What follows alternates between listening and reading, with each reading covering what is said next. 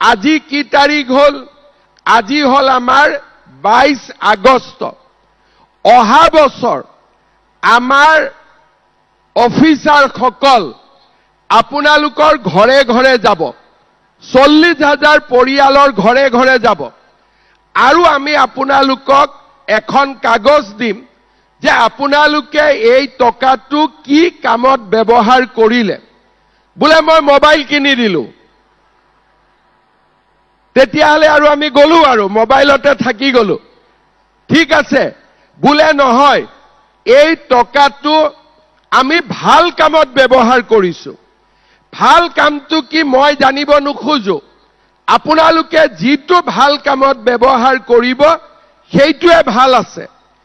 তেতিয়াহলে অহাবাৰ আমি আপোনালোকক এটা বেলেগ কৰি যিসকলে 10,000 টকা ভালকৈ ব্যৱহাৰ কৰিলে তেওঁলোকক আমি 25,000 টকাকৈ দিম। 25,000 টকা।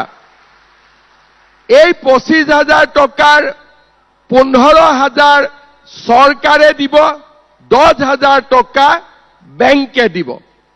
তাৰ পিছত আকৌ আমি চাম যে এই 25,000 টকা আপোনালোকে কেনেকে ব্যৱহাৰ কৰিলে।